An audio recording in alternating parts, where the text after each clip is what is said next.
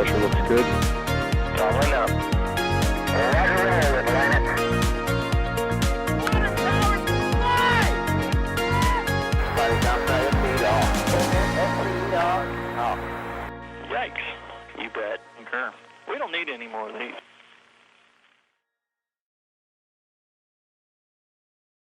All right, folks, you know the drill. Let us know if you can hear and see us right now. It's time for another exciting episode of NASA Spaceflight Live, coming at you this Saturday as we do. Let me know, are the mics working right now? I see some 5x5s in chat. That's what I like to see. Chat's over here right now. Soon it'll be over here when I get a chance to move it to the other monitor. A lot of 5x5s. Everybody's standing by. Almost 2,300 people waiting for us today to do our live show. So let's get on with it, shall we? Let's introduce the other folks who'll be here doing the show today. NSF Live, of course, is our weekly space news segment where we talk about what's going on, and we cover a lot of different news topics over the course of the show. And I can't do that all myself. I just realized I'm wearing the wrong hat, but whatever. I can't do that myself, so I've got some friends here with me today. Over this way, we have, I should have asked you beforehand, is it Gav or Gavin? What do you prefer? Gav. Gav, just straight up Yep. Gav. SpaceXfleet.com. Gav is joining us. If you've been around FleetCam or you follow anything SpaceX has that floats on water does, Gav is keeping track of it. So Gav, thank you so much for joining us today. Excited to be here. All right, take 2 seconds. That's like, is that the good introduction there? You do SpaceX Fleet, you're the SpaceX Fleet watcher. Like, how am I supposed to introduce you? If it floats, I'm interested. I talk about Rocket Lab recovery. I've been looking at that today. I've been keeping an eye on that. I do SpaceX as well. If you watch NSF Fleet Cam, probably 95% of the camera controls, even at 4 in the morning, are me. Especially at 4 in the morning, right? Yeah, especially at 4 in the morning. Excellent. So Gav will be hanging out with us here today. Y'all can hear Gav. Let me know if y'all can hear Gav. Do we need to turn him up or down, or what do we need to do there? And then also on the other side here, we've got Ian. Ian, how are you doing today? I'm doing good, Das. How about you? I'm hanging in there. Ian, you've seen on our NASA Space Lives before. If you've seen some of our recap videos where we have a short little video of what happened in the last week or month or couple months, because we don't do them every week, but you've seen Ian's face over there as well. Also, writer, editor, I don't even know all the things you do. It's like impossible for me to properly introduce people these things. There's no defined jobs, really. We all do several tasks. It's pretty neat. It's absolutely true. So Ian over here, y'all, let me know if you can hear Ian fine as well, and we will get into our discussion today. We have a lot of cool things to talk about. Like I said, this is a live show, unless, of course, you're watching the video after the fact. But if it's currently 06 something, like 3:06 is my time here. If that's the current time, then we're probably live unless you got really lucky with the video. But since it's a live show, we're going to be reading some questions and doing some Q&A over the course of the show. So if you've got a question for us, tag us in chat at NASASpaceflight. That'll put it into the handy dandy software that we've got on the back end here, and we can go through and pull some questions. Now, as we're talking through things, please understand if you ask a question that's completely nothing to do with what we're talking about, like why is the sky blue? And we're talking about China landing on Mars. Well, unfortunately, there's like a tie-in there with the sky color on Mars. That was a bad example. But if you're asking about ponies and we're talking about landing on Mars, less of a tie-in there. We probably won't take the pony question if we're talking about Mars. So just, I'm not trying to ignore your questions. We're just trying to choose questions that are relevant to the topic at hand. Also, as we're going through this, we're able to do these shows because of y'all's support. We get super chats, we get the members that join, all the different things that happen, the ways that y'all support us so we can do this. When that comes up, we'll take some time on occasion to read those out. Don't always do it in real time. There may be a slight delay between the time you do it and the time that we read those out on the stream. But there are no ponies on Mars that we're aware of right now. Not that I've been told. Anyways, wow. What happened to me? I'm awesome. Oh. Look at me. How cool is that? Well, you know something, at some point, I'm going to have a chance to jack this system up and make a new one. Good times. I'm back. Hi. I clicked a button. That may happen over and over again. Who knows? It's just part of the show at this point. What the heck? Anyways, today we're going to be starting talking about a milestone in Falcon reusability, right, Ian? What do we got up first on the plate here? Yeah, so this week we saw the 10th flight of Falcon 9 Booster 51. It was the first 10th flight of any booster, actually. And this really marks a big point in not only SpaceX's booster reuse, but as well just reuse in general, because we have seen, like with the space shuttle, as people like Chris B would like to point out, Space Shuttle Discovery, the most flown vehicle ever, flew 39 times, but that was with intense refurbishment every time. And now DOS is going into a little bit of a good great times, something. apparently. Mhm. Okay.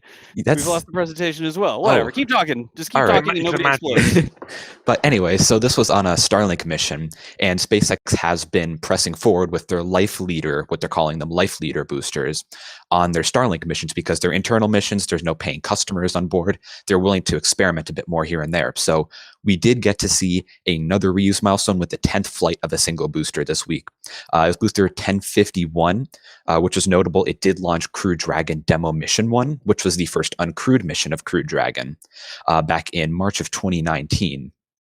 So this booster's seen a lot. It's seen 10 missions, mostly Starlink missions, because SpaceX isn't really wanting to put these high flight number boosters onto customer missions.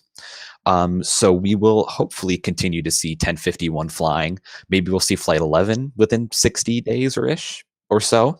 But it's very, very neat to see their reuse milestones coming up. And they actually have been talking that they've done very little refurbishment. Every now and then they may need to replace an engine, replace, say, a turbine on an engine. But overall, this is almost entirely the same booster that flew Crew Dragon Demo Mission 1. And it's really cool, at least to me, to see how far they've been able to come with reusability. And they seem to be making it cheaper for themselves too. But yeah, so successful 10th flight, 10th landing, booster 1051 on a Starlink mission this week. And I look forward to seeing anything else coming from 1051. Any of your thoughts on it, Gav?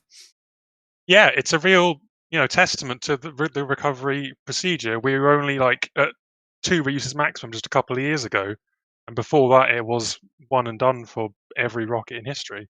The fact that we're now suddenly hitting flight number 10 for a booster is crazy. I have no idea what's going on. Just keep going. I'm not exactly sure what's happening there today. Such a distraction. Look, it's amazing. I'm back. I'll turn off my camera if I have to while y'all talk. Yeah, so it's the drone ships. That method's clearly working to take them out, bring them back in again. I mean, the amount of people that must have seen, 1051 come in to Port Canaveral and then fly again a month or so later. And it's just constantly going on and on and on. Impressive. Yeah, it very much is. And I'm excited to see because they're coming up on a similar number of flights with booster 1049. And as well, other ones are coming up, going higher up in the numbers as well to 1058 in those.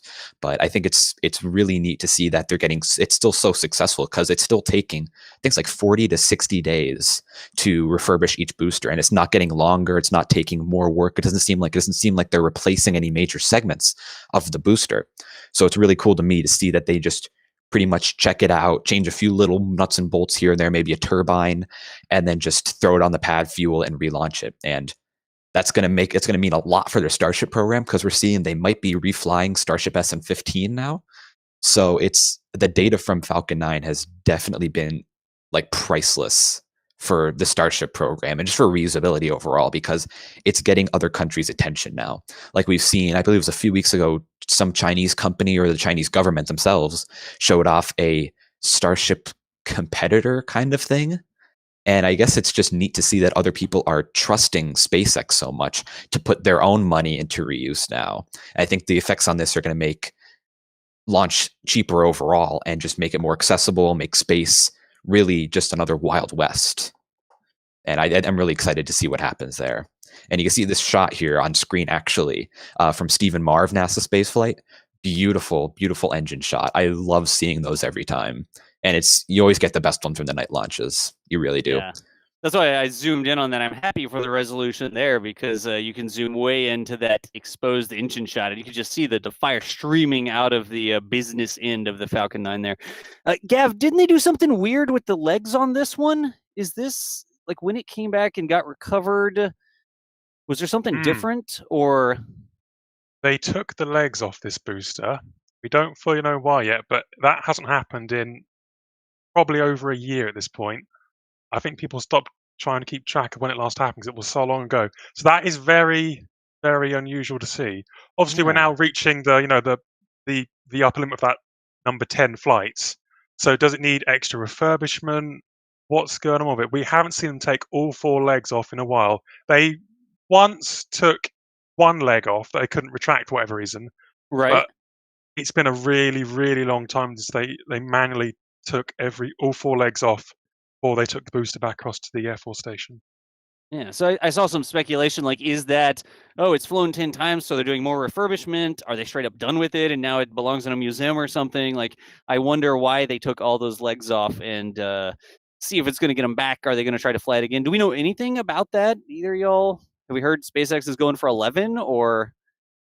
I guess it's just safe to assume so, because I think, didn't Elon say that there's really no hard end point to the booster's lifetime? I believe he's like someone from SpaceX said something like that. There's no hard end point that they see in sight. Just refurbish it as you need it. Right. So I think that there's a solid chance we're going to go for 11 flights. I don't really see why they would stop unless they see that refurbishing it is going to get so expensive. They might as well just make a new booster. Right. Gotcha. But that is the 10th flight of the first 10th reuse. It's the 10th flight of 1050. What was it? 1050? 1051. 1051. That was the 10th flight of 1051 of the many topics that we have to talk about today. That's just the first. So shall we move on to the next big news in the list? Sounds good. All right. We'll see if Scotty keeps trying to beam me up or whatever while we're going through the webcast here. But we may put a moratorium on using these cameras anymore. We'll see. So moving right along, big news yesterday, I think it was, right? Was getting confirmation from the Chinese state media that they had put a lander on Mars, right? Yeah, so their Tianwen-1 mission, they successfully landed, I should say, yesterday, the Zhurong lander. So this lander is actually similar to the American Pathfinder mission. If any of you space nerds out there know the Pathfinder mission, where there was a lander that then deployed a rover. That's the exact same mission architecture they're going for here. So they have an orbiter, the Tianwen-1 orbiter, around Mars. They have the Zhurong lander and rover. And over the next few days, the rover will be deployed, and it has about a 90 Martian day or 92 Earth day mission ahead of it. It's about the same size as the Spirit and Opportunity rovers from NASA. So it's a solid-sized rover, about the size of like a golf cart or so. And with that rover, China actually has a ground-penetrating radar on board, and they will be scanning underneath the soil for about 100 meters deep, actually. So about as tall as a Starship Super Heavy stack. Wow. Deep into the ground. Yeah, it's really impressive. And with that, they'll be searching for signs of life, exactly what the soil's made out of, because the area that they landed in, Utopia Planitia, was where Viking 2 landed. And Viking 2 found some really interesting potential signs of life. No direct signs of life, but some potential signs that there might have been something living there. So China landed Zhurong there, and they're going to use the ground penetrating radar as well as cameras on board and other spectrometers to sort of get an idea of what really is there with more modern instruments. And they'll be using the orbiter, Tianwen-1, still in orbit of Mars, to sort of help along with that. And that has a high-resolution orbital camera, as well as radars and things on board as well, to get a better idea of what the entire area contains in terms of soil composition and things like that. So very interesting mission. It's a very dedicated direct purpose mission, not a multi-purpose one, but it'll be interesting to see how it works and how it unfolds over the next few days. So you can see there on the screen, it launched on a Long March 5 rocket. It launched last year, actually, during the Mars transfer window, the same one that Perseverance and that the United Arab Emirates Hope probe launched during. So it was a very busy Mars transfer window. You can see there the launch of Tianwen-1. So it'll be very interesting to me, at least, to see what unfolds and what they find with this mission, because a ground-penetrating radar 100 meters deep, pretty interesting to me. Like if they find, say, pockets of water underground, what could that mean? But I just think that's pretty neat. Yeah, that was a sort of a nebulous area yesterday because information out of China, we don't always get it right away, right? And there may be a launch, and it may be amateur astronomers or something like that, amateur satellite trackers that track and say, "Oh, we see it there," before we even get confirmation that it happened. And we sort of ran into that yesterday. I saw all over Twitter people were speculating as to whether or not it landed. They were sort of guessing, okay, here's the altitude. Jonathan McDowell, that was on NSF Live previously, was trying to beam me up apparently, but whatever. Just don't look at the man behind the curtain. I'm completely gone, and then I'm back. So we were talking about, how far from the surface is it going for a landing now? And then we had the signal delay, and I think it was like 17 minutes or something yesterday. And so we thought, okay, here's what the amateur trackers or professional trackers who aren't officially associated with China think, and here's when it probably touched down, and then here's the signal delay, and then we sort of got crickets for a while there. We didn't get any confirmation as to what had or hadn't happened. So were the predictions off? Did it take longer? Was it just they were making sure everything checked out, and they not only got it landed, but they started to deploy some things and make sure they got the signal back and everything was healthy before they announced it? But there was a pretty significant delay between the time, I'm going to use the term, the Twitterverse thought that it was landing, and the time that it actually, we got confirmation, right? Yeah, it was definitely confusing overall because obviously you have the state-run government. They're only going to release things they want to release. Whereas with someone like NASA, they'll release everything that they can at one point. But so they're oh no. It's fine. I'm just going to take a picture of myself and put it there. So we should have myself and Gav pantomime for you when you talk. It's fine. Not sure what's going on there today, but we really need to take the time to upgrade the system. Keep on going. Yeah, but yeah, there were people tracking, actually getting the telemetry down from the ground of Tianwen-1, and there were dropouts at times because possibly because of their dish issues. Maybe they switched telemetries, but there definitely was a lot of amateur interest in this mission, and you could see people posting on Twitter graphs of the telemetry showing like the spikes of when they would get telemetry. I think that's pretty neat. I'd like to get into something like that, but that's probably really expensive. But yeah, it's confusing because you don't get information right away. Yeah, we just sort of have to wait around for whatever is going to happen there, right? Mm-hmm. Gotcha.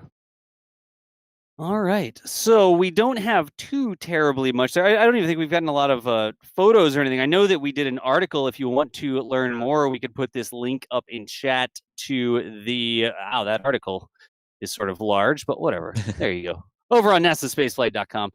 If you want to read more mods, put a link to that over in the chat for us really quickly. If you want to keep up with, I think that gets updated. Like the article was there, and then when we got confirmation it had landed, then the article got updated, and there were a couple of updates that came out, right? So, all right, really quickly, I am going to try to resist shifting phase here while I thank some members and such. Charles Fulmer, thank you so much for the new membership. We appreciate you. Jim Cavett says, happy weekend, guys. Thank you, Jim, for the $5 there. Also, Thomas Enfang. Let's see here.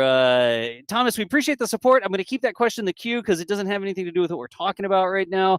I appreciate you, though, and I'll keep that in the queue, and we'll come back to that in just a second. And in a few minutes, maybe. Musical Wolves, will future SN landings not take as long to bring back? Okay, so Musical Wolves, another question, not relevant to what we're talking about. I'm going to leave it in the queue, and when we get to Starship, I will come back to that. Let's see here. There's a Rocket Lab question as well. Rough Riders, leaving that one there. There is one. Username looks like a face. Appreciate you. CANP Railroad says, here to feeding the space nerd news, or this nerd space news. I think I read that correctly. Let's see here. Quetzalcoatl, at least one shuttle in his at 10 flights. Okay, Quetzalcoatl talking about shuttle program there. Appreciate the support. There's no such thing as a free lunch or launch. One of those or the other. Again, username looks like a face. Appreciate you. And more questions about Starship.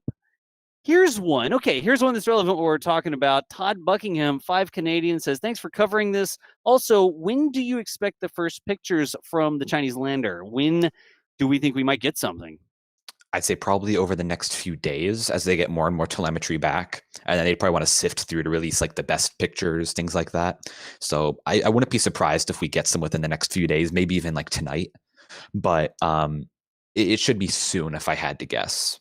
But again, they're very limited on what they release. Like Right. with their lunar probes, they're pretty hush hush. Like Chang'e 3 and Chang'e 4, they only want to release what they want to release. So Right. we'll have to really just wait and see. As much as I hate saying wait and see. Gotcha. So that's always how it goes. But congratulations to the teams over there. I think that makes them the second country to. Is this so? There was like a Russian mission that apparently touched down, but then didn't check back in, or something like that. I forget? Are they the second, the third country? Anyway, you slice it, it's a huge accomplishment for the teams to get something to the surface of Mars. So I guess we'll just leave it at that, right? Absolutely, yeah. It's big no matter what. Yeah. All right. So here we go. We're gonna make Gav talk some here, really quickly. It's your turn. Apparently, this starts with a blog post talking about shortfall of gravitas, saying, where is a shortfall of gravitas drone ship? I hope I pronounced that correctly, right? Yeah, why not? Why not? We just had this debate before we went live about is it gravitas or gravitas. So I'm gonna. We'll find out in a minute. Chat will tell us. Yeah, where is the drone ship? We know where the drone ship is now, don't we? It is in Port Fourchon. If I'm saying that correctly. Also, tell me not, chat. I am British. I don't know. Port Fourchon, Louisiana. It is at a shipyard belonging to a company called Bollinger. They have had SpaceX dealings in the past. If you've seen the SpaceX Dragon recovery ships, Go Navigator and Go Searcher, Bollinger did the helipad for Go Navigator and a few other bits and pieces. And they've also serviced Mystery, rest in peace. Yeah, that photo that you can see on screen, that is what we're going to call stock configuration. So that photo dates back from January time now. It was located, I found it on the shipyard website, essentially. Right. So literally, barge. The drone ships are based off barges, which are just long floating rectangles, shall we say. And it's not even any of the stuff in the background, right? There's another ship behind it. That's just that's the rest of the shipyard. That's some ginormous ship, another ginormous ship. They're in floating dry docks. That big black. Yeah, there you go. Yeah, there we go. That's the barge right there that you can see. Not terribly much to get excited about in that particular photo. Yeah, perfect. Ignore the rest of that. We don't care. It's not SpaceX. Yeah, Marmac 302. You can see that's probably the only interesting detail there. So there are 3 Marmac barges of the same size: Marmac 303 and 304. 303 is just read the instructions, and 304 is, of course, I still love you. And eventually, very soon, Marmac 302 will become a shortfall of gravitas. So that's sort of how you were keeping tabs on it, because there were the Marmac barges that got converted into drone ships. They get bits added to them, the wings and the forward and aft parts and the landing circle and stuff like that. And so you were looking around for what happened to other Marmacs, knowing that 303 and 304 were already in use by SpaceX, and why would they not just pick up 302 as well, right? Yeah, exactly. But that's not easy. Unlike ships, which have like proper trackers and you can just Google search them, finding a barge is not so easy. You have to reverse engineer satellite imagery, guess around. It took a while. Like that. So this is literally a photo of it from a satellite, right? Yeah, that is a fantastic photo that Harry Stranger dug up. That dates to late April. What you can see there is the barge is being maneuvered around the shipyard by 2 tugs there. Eventually, you can see there's 2 sort of ships at the end of the canal there. What eventually was, the barge was eventually pushed in between those 2. Why they did that, I don't know. That image went around Twitter. Something a lot of people commented on was that it doesn't look the right shape, and there's a good reason for that. Right. It is the right shape, but they haven't yet added the wing extensions. So just read the instructions, and of course, I still love you. Both have wing extension on either side, which are about 8 to 10 meters wide. Right. And they make the overall landing area much bigger. So at the moment, that barge you see there is about 90 by 30 meters. But eventually it balloons to about 90 by 50, which is what makes it the right shape. That is the drone ship. Don't doubt me on this. So, I mean, what you're saying is it looks like it's just a square right now, but they're going to add the little pieces onto the sides of it, the wings that you talk about, to make it a more drone ship, and then you get the little landing thing. It's got some stuff fore and aft that they add as well, like the garage for the octograbber and stuff like that, the generators for the thrusters and stuff. But it really doesn't look anything like a SpaceX drone ship yet. It just looks like a barge, just a platform, right? Yes, and I see some more shots and stuff here. I don't know if you want to talk through some of the other stuff here, Gav, but oh, that one is zoomed in, it seems. The same sort of picture from the article, right? That's the same. Did that one. Gotcha. And there's like a thruster scale and stuff like that here as well. Let's see. Oh, there you go. But those aren't actually on the drone ship yet, right? No. So this photo is from a thruster on Just Read the Instructions. But we now know that the same thrusters will be installed onto a shortfall of gravitas. So you can kind of get a scale there. Those are, we did a bit of research. They are steer prop thrusters. They're electrically driven, and you can kind of see that's 2 persons high at least, maybe even a bit more.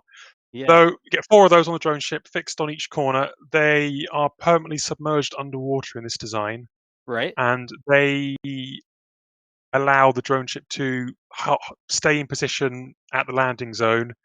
And we've seen from job postings on the SpaceX website that they are working towards making the drone ships fully autonomous. So eventually, at some point, maybe these thrusters will also be used to actually sail to the landing zone. Primary propulsion. Like right now, it's a tugboat that has a hook up to the drone ship and drag it out to the landing zone.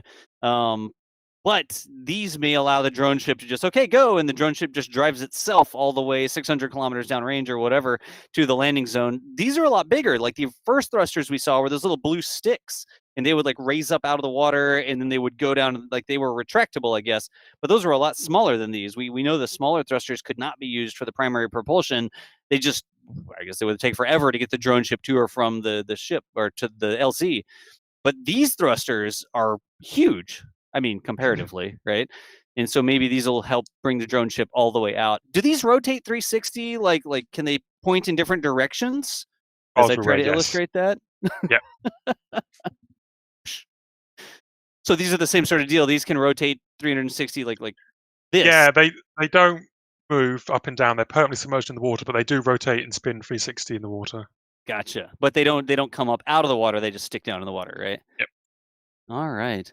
So that was something. I know you had been tracking that for quite a while, and it was almost like, it's just a barge right now. It's not that exciting. Let's wait until it has the wings on it, or the garage for octograbber, or somebody paints a SpaceX logo on it, or something like that. But it's been there for a while. You've been watching it, and I guess it was just time to say, yep, there it is. We know. It's super exciting. It's a barge. Yep. Went wrong a few times, followed a barge all the way to Jacksonville. It was the wrong barge. It was the wrong barge. Nice. 4 hours of my life gone. Oh, geez. Okay. Well, moving on to the next topic we've got here really quickly. Sad news yesterday. We had a Rocket Lab launch late last night, depending on your time zone. We know how the world works, right? But Rocket Lab lost a mission yesterday. I'm just going to use the term yesterday, right? And do we want to start with the webcast there, Ian, or what do you want me to bring up first? Yeah, sure. We just went through the webcast, like start at T0 and just talk through it. Okay. Cool. So yeah, yesterday Rocket Lab was pushing ahead with their 20th mission called Running Out of Toes because 10 fingers, 10 toes, 20, I don't know, counting with your toes. Right. I like the mission name, but yeah, they did have a mission failure just after stage separation. There's really been no major news on what exactly happened. All we know is that there was an issue that led to no ignition of the second stage, and the second stage then fell back to Earth and burned up in the over the ocean safely. It was completely within the range. It was not endangering anyone in the launch or recovery zones. The entire airway and the waterways were cleared, so no one was at risk from the mission at all. They did get the first stage back safely, though. It was their second try at recovering the first stage under parachute. And this flight actually did have a few reused components from their first recovered mission. I believe it was the propellant pressurization system. They took off the booster that they recovered before and put on this booster. So it seemed like the first stage operated nominally. It seemed like a successful stage separation. It seemed like the second stage was about to ignite, and it looked like there may have been some sort of ignition because the Rutherford vacuum engine on the second stage was glowing for a few seconds, but it did not sustain any sort of combustion, and the vehicle lost control and fell back into the ocean. They did lose telemetry with the second stage a few seconds later, but we did see camera angles showing the nozzle cooling down. So a very unfortunate mission that did lead to the loss of the Black Sky satellites on board. This Electron was actually in a special configuration that never flew before. They were stacked 2 satellites on top of each other. Right. So they had one satellite, a sort of cover on top of it, and then another satellite on top of it. So what they would have done, they would have deployed the top satellite, turn the stage, deploy the cover, turn the stage again, and deploy the last satellite. So very unique mission. The fairing even looked different. So it was a unique mission. They did recover the first stage successfully, but they did lose the payloads, unfortunately. That's all we really know at the moment, and we should be getting some more information soon. I'm not going to say within the next few weeks. I won't even say that. Just sometime in the near future, we'll hopefully get it after they do a thorough investigation, figure out exactly what went wrong. And in the end, we will have a better Electron vehicle and a smarter Rocket Lab team in the end because of the issues from this flight.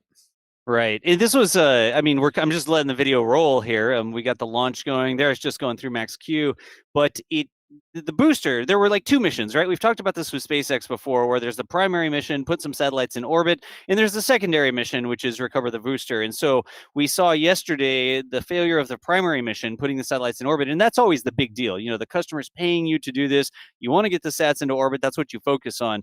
But the booster did come down successfully. Like, the issue did not happen with the first stage. The issue occurred with the second stage after it separated from the first stage. So everything about the booster being recovered, I don't know that we know that it worked exactly right, but they did splash down the booster, right? Yes, Rocket Lab did say they successfully splashed it down, and they were working on recovering it. Working on recovering. And they have a ship out there, Gav, right? Yep. It's called Seawork. Yeah, just to come straight to me, if it's on the water, yeah. Yeah, they have a ship out there. It's still working. Last time I looked, about an hour ago, it is still working around. I guess we'll call it the splashdown site rather than the landing zone. More accurate. Sure.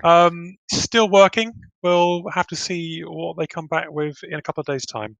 Yeah. So you've been like tracking the ship, and you can see it sort of moving around in the splashdown area, right? It's got a beacon or something like that. Yeah, it's really obvious. You can see they were waiting at a hold position, about 10 kilometers away from where they thought it would splash down. I hate to interrupt you, but on the video we're seeing stage separation now. Yeah, this is the stage separation here. You'll see a flash, and the vehicle will spin a bit, and then you'll see the second stage nozzle cooling down. You can see it there. So that is the second stage nozzle right there, right? That is the nozzle cooling down because there was some sort of combustion, but it was not sustained.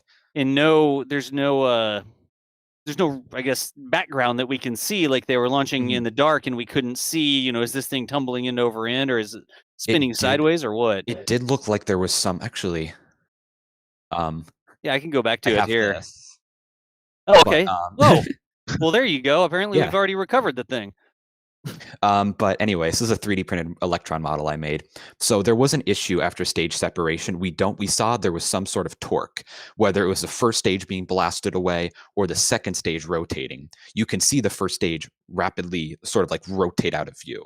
Right. So something happened on their end, and we did not see anything like that on the first recovered mission. So it seems, again, I'm going full speculation mode here. I'm not going to go too far, but it seemed like there was some sort of tumbling with the second stage, and that's all I'm saying on that. And you can see it right here. Like, I've just paused it, and in the far video over here, this video right here, you can sort of see this is the second stage moving away, or is this the first stage? That is the first stage on the left view. That's the top of the first stage, and the first stage has separated, and it's sort of going away. This camera is mounted on the second stage, correct? Yes. Okay. Both cameras there are mounted on the second stage. Both cameras are mounted on the second stage. Okay. Is this up inside the payload or something, or? That is, you're looking at the Rutherford vacuum nozzle right there. Okay. So that is, you'll see that camera later on when the engine's cooling down. That's the same camera. So they're just not synchronized here. Is that No, it's a few okay? Got seconds it. off. It's a few seconds off. Okay, that explains that. But if you watch this, this is the top of the first stage, and watch the motion here whenever you get that ignition. So there's ignition, and then all of a sudden that thing exits off to the right, right? Yeah. And so, like you were saying, that could have been two different things. It could have been either that stage getting kicked off to the side, the engine ignites, the thrust hits the top of that stage and sort of flips it out. You see that in Kerbal all the time, but more likely it was the second stage. If that second stage engine was vectored off to one side or the other, like it had said, "Oh, turn," and it turned the engine like that and lit the engine, then the second stage would have started to turn drastically, and it would have looked like the stage was going off the sides. The first stage was going off the side. But Yeah. do we know? Do we think that is the second stage tumbling or the first stage being blown to the side? I think it's the second stage tumbling. It could be a mixture of both, honestly. If you Right. have the nozzle turned like this, it can tumble the second stage and then push the first stage away at the same Push the time. first stage away. Gotcha. But that is not what you would normally want to see right here. You'd Mhm. want the first stage to continue on. Really tough with no context there. You don't see the curve of the Earth. It's in the dark, so you're not seeing, clouds or landmass or something down below that would give you any context as to where it was going. But definitely a tough day for Rocket Lab. They've had a couple of failures, a lot to do with the second stage, right? Both modern failures. The first failure was an issue with ground telemetry, and Flight 13 and now Flight 20 have both been during second stage flight. Gotcha. Okay. But it's not that is not the end of the world. Rocket Lab, of course, gets all sorts of telemetry from stuff like that. They're already reviewing the data. They're going to go through and look at that. Of course, right away, they acknowledged that there was an anomaly that led to the loss of the primary mission, the two satellites, and they will be reviewing the data, and they'll get us more information on that whenever they do. But like you said, it may be a couple weeks. They're going to look down everything and see what happened. And they will certainly understand what the issue was and see what steps need to be taken to correct it going forward, right? Yep, and we will have like I said, we'll have a much more reliable Electron vehicle coming out of this, because I believe even with their last failure, they discovered some other minor things that wouldn't necessarily lead to a failure, but things that would not be that reliable. So Right. they fixed not only the issue for Flight 13, but also a few other issues here and there. So we're going to have Electron Flight 21 is going to be a better vehicle. Gotcha. Let's see. Did I cover everything we wanted to there? We had payload configuration and stuff like that. Anything else we wanted to bring up? You want to bring up the press release, or we've sort of talked through Yeah, I that think now? if you can bring up the payload configuration graphic, I think Okay. that'd be neat to show off. Sure. I was discussing that earlier. There we go. Let's see if we can get that a little bit bigger on the screen, and then get a little bit smaller on the screen. There, how's that? Now you can see what you're There we talking go. about. So yeah, you could see inside, they actually had a little fairing extender. And inside the extender, they had the adapter for the first satellite, then a sort of cover on top of it, the other satellite, and then the fairing around it. So it's similar to how you'd see on, I think it was Ariane 5. Ariane 5 does this with some of their geostationary payloads. So it's neat to see this on a small vehicle now as well. Yeah. And that's where you're saying they were ejecting the little cover. They'd have to turn to the side, then they turn forwards again, and so that was a bunch of stuff. Had the second stage done something like that before? Had they gone through those maneuvers, or this would be the first time they tried it? Sort of. They have had missions where they do several deployments, so they probably have to turn the stage for different satellites, but they've never done a mission like this. Gotcha. This is brand new hardware that's never flown before. All right. Well, let me see if I can grab some more super chats and questions. There was one that I held in the queue here. And let's see here. Rough Rider Show was asking, how far downrange did the Rocket Lab second stage crash into the ocean in comparison to stage one? That's a good question. Do we know where the second stage came down? Did it burn up in the atmosphere? Any word on that?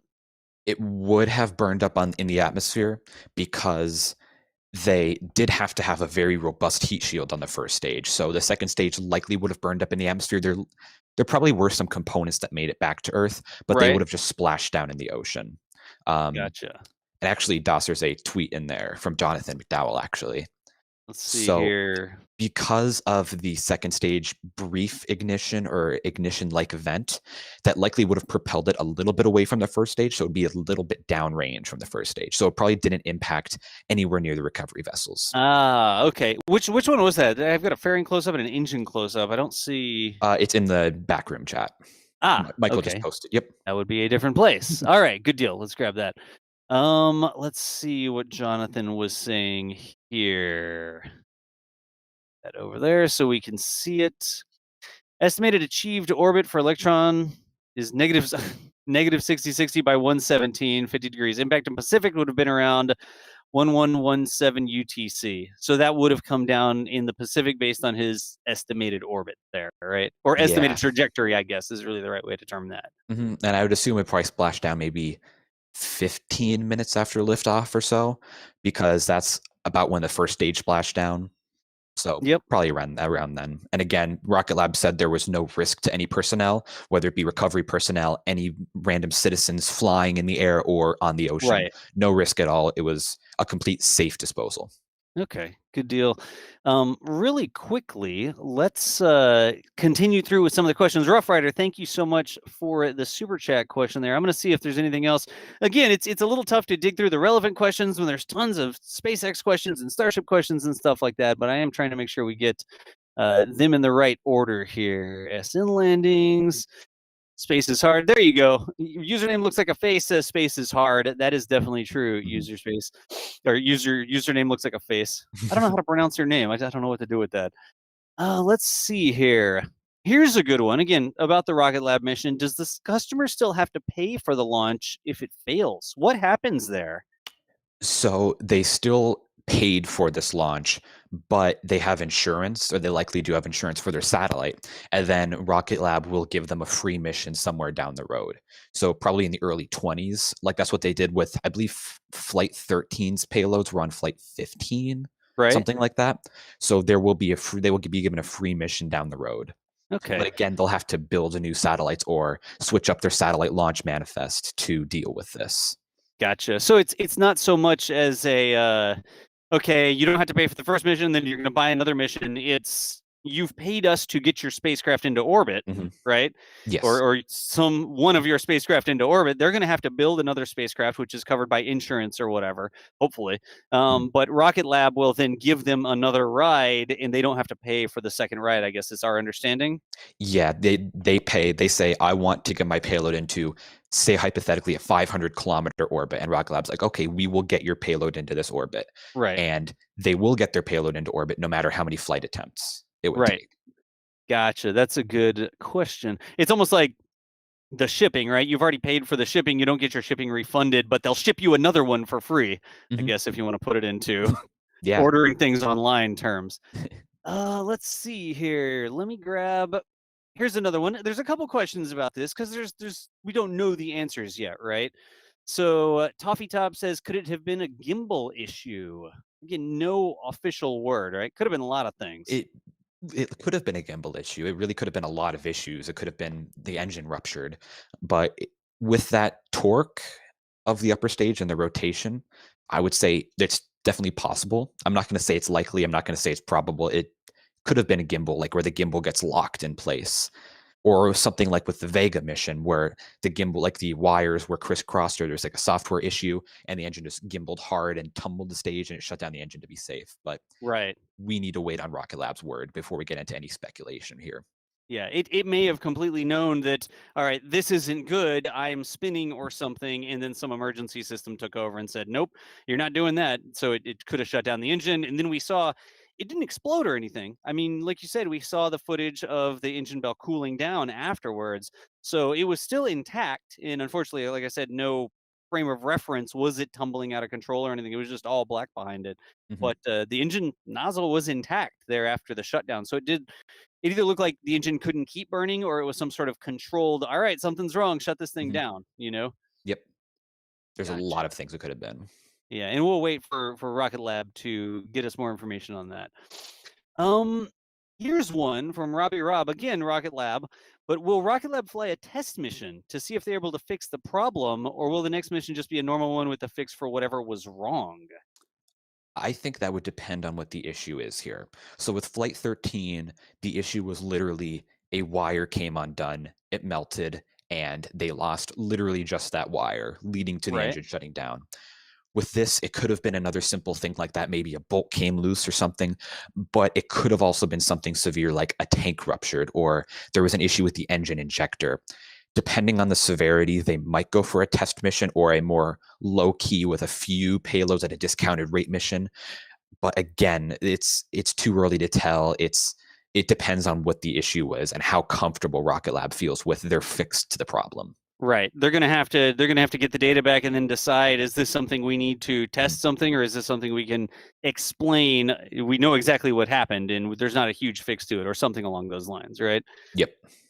Let's see here. Just a couple more on this. Do we know what the cost of an Electron launch is? Like, how much does that cost to get those payloads up? The base cost is $6 million. And then on top of that, different services like the kick stage, like with this one with the payload adapter, the double adapter, a custom fairing. Base launch Electron for 2 stages is $6 million. Gotcha. Okay. And then I think we can hit this one really quickly and then move on. Allison says, I'm newer to the scene. Is Rocket Lab more forthcoming with information than SpaceX? Do we rank them that way? Is it fair to rank them that way? Yeah, I don't know. I don't know. It's difficult, but to be fair, Rocket Lab, I believe they did post pictures of the exact area where things went wrong on Flight 13. We have not really seen SpaceX do that to my knowledge. But actually, no, we have, because with Almost 6, they posted diagrams. So they're about the same with being mostly transparent. Okay. It's tough to rank them. Yeah, it's such a sliding scale, and you know what do they say? How much technical detail do they give out? I've always felt like Rocket Lab does a good job of sort of explaining things, not just leaving like, oh, there was an anomaly, but we fixed it. Like they actually come out and say, oh, wire came disconnected. We understand what happened. We fixed it. We know that can be fixed going forwards. They didn't just say, wow, super embarrassing, something went wrong, but we're not going to tell you, right? Yeah, and they're not going to go out and post how to build electron.pdf and say, hey, on page 624, if you look at the assembly guide. As much as I would love to have that.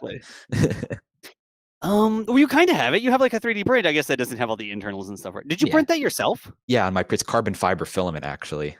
Really? And yeah, I cut out all the decals.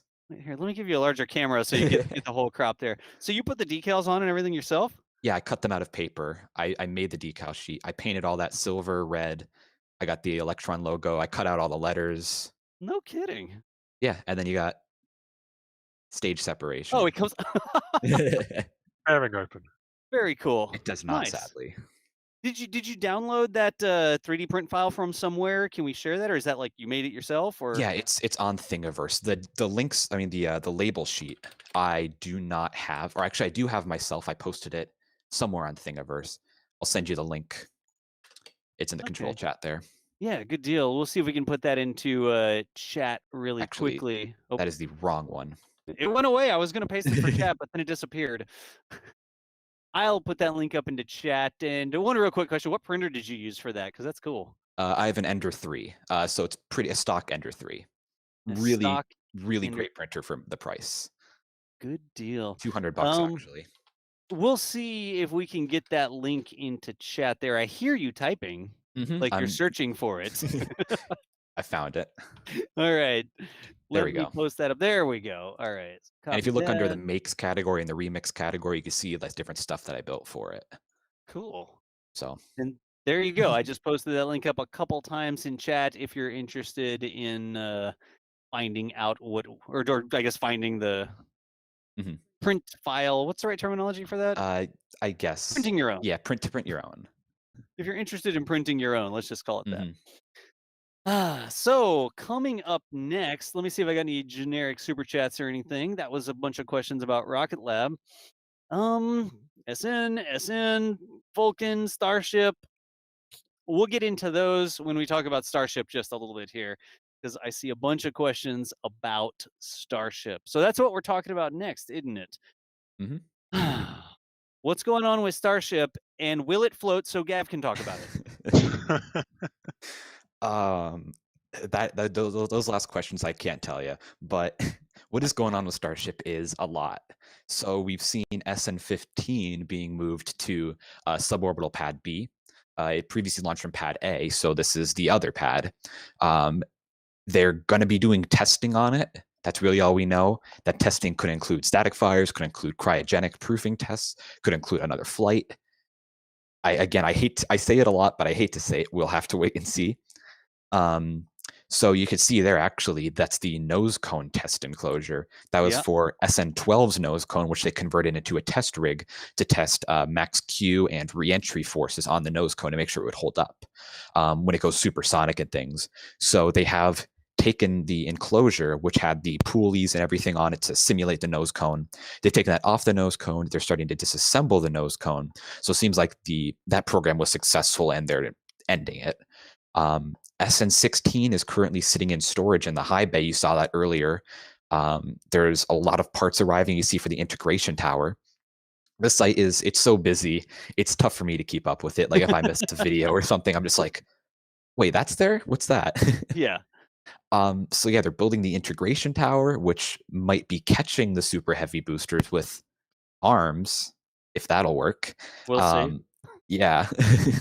I don't even know if SpaceX knows if that's going to work. We'll see what happens with that. I can't wait till we see what the arm design is supposed to look like. Like that is a wacky idea. That's not even a sci-fi idea. That's just a Wile E. Coyote idea. Hey, if it works, that's going to be pretty cool. I'll say that. We're going to see a bunch of crates roll into Boca Chica that say Acme on the side really big. So they better paint the claw red like a crab claw, or I'm going to protest. But this was from, I think this video is from 2 days ago, where it was sort of waiting to be lifted to the pad, right? Yeah, it was sitting. They were working on recovering it, testing out the landing legs and things before moving it to pad B. And now it's sitting on pad B currently. Yeah. And we'll see what they do in terms of testing. I could see them definitely doing maybe static fires to see how the engines fared. But another flight doesn't seem to be out of the question, really, but we haven't seen anything in terms of road closures or flight restrictions posted, and we probably won't for a little while. Right. But yeah, so that's SN15, the first ever Starship to survive landing. I'm going to scroll forward and see if I can find that. I think this whole video is waiting to be lifted in that massive crane. Oh gosh, we have to talk about this. There's the Raptors loose sign really quickly. But this massive crane they're putting together, I think it's been dubbed Franken crane because it looks like it's pieced together from multiple different crane parts, right? Yeah, and I mean, there's only a handful of these cranes in the world, so yeah, they have very few parts to work with. Yeah, I guess at this point, a paint scheme's not really that important, but it's a huge crane. Like I can't even overstate that. It's triple boom. So they take the crane with the normal girder boom. They put two more on the other side. So you have like triple boom crane, Falcon heavy crane. Yep. And it's just massive. And you're going to need that because the integration tower is going to be, I believe, like 120 meters tall or so, which you need really, really tall, really strong crane too, because those segments are massive. Yeah, I think Starship's 120 meters, and so the tower is going to have the orbital launch platform. Here's the table at the bottom, right? It's going to have that, and then you're going to have the big pillars that are already at the bottom, and then the tower is going to have to be a little bit taller than Starship. So I think the tower may be 100, I don't know, 30, 40, 50 meters. Like it's got to be taller than Starship and super heavy stack, right? Yeah, and they're putting a crane on top. I'd assume like a hammerhead crane, like you saw on the Apollo mobile launchers. Yep. And they'll use that probably to like lift and stack the different segments on top of the orbital stand. Yeah. So that'll be cool to see. That's going to be the tallest structure in all of South Texas. Oh, easily. Which, yeah, I guess that's been confirmed. I'm like, you're going to see that thing from miles and miles and miles away. Yeah. I don't even know. It's going to make the high bay look like a joke. Right. Actually, speaking of the high bay, these are some windows that we saw installed on the top of the high bay. That's that observation platform, restaurant, bar and grill. I don't know what it's actually going to turn out to be, but they're actually putting glass up there. So who knows when they're going to start watching things happen from the top of the high bay. That would be a great vantage point, honestly. That'd be so cool to see. Like just having like a bar up there, and if you have like a glass floor, looking down at them just stacking like the super heavy booster, just like, oh, I wonder what they're doing now. You look under the floor. I think that would be so neat just to have. Just have like a drink of water there. I don't know, but. And this is actually, it looks like this is the previous video. The next one on the list is from May 12th, but this is where they were actually removing that nose cone rig, the testing rig over in the high bay. Let me see. Does this one have where they lifted it? Nope. This is a bunch of crane construction stuff again. And moving things in and out of the high bay. There's a lot going on over there. Here we go. This is where they actually lifted up the test cell from the nose cone, and the nose cone rolled out from under it. But you can see there them getting some use out of that bridge crane installed at the very top of the high bay, so they don't have to stick the crane in like a normal crane in or through the roof or take off a roof panel or something like that. Oh yeah, that was a mess. They had to cut the hole in the roof to stack BN1. Ugh. Yeah. But yeah, you see that nose cone there was the test nose cone that would have been flying on SN12 had SN12 been assembled, but now it's on new life. There you So go. they've actually started disassembling that nose cone. It's in a few different sections now, and it's probably heading to the scrapyard, to be honest, because they have so much hardware there. If they need to test anything else, they have so much just laying around if they need anything. And you can see there, GSE, I think this video's, yeah, it's recent. That's GSE 4 right there. Yeah, that one says GSE 3. Oh, it does? The label said GSE 3, but I don't know if that was, let's see here. That would be because GSE it's 4 at 3. the production site. Which one's still there? 4 is being assembled. That would be 3 then fully assembled.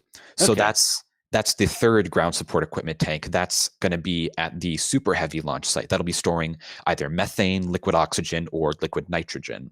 So they're actually not buying any external tanks from any off-the-shelf tanks for the Super Heavy site. They're building their own out of Starships, which I think is pretty cool.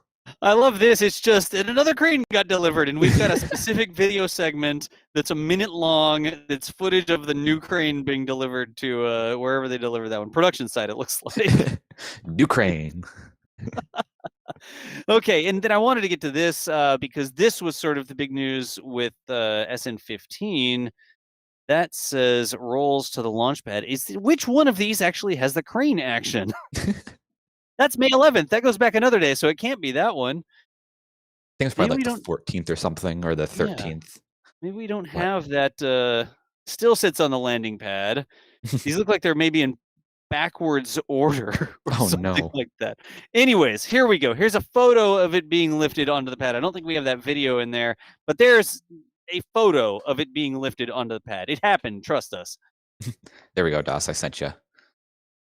Okay, cool. But yeah, so Let me grab that real quick. That's the right one. So DOS is grabbing the video of SN15 being lifted. But yeah, at the orbital site, they're working on the integration tower. They're putting extra supports inside there, getting the base ready to have the first segment stacked on top. So you can see it there actually in the background. And in the foreground is the actual orbital launch pad with the 6 supports sticking up. So okay, over here at the end of the video is where it's lifted. Yay. Right. On air Right scavenger over here. hunt. Okay, here we go. We'll just let it roll from right here. This is where it sort of starts. There we go. Continue.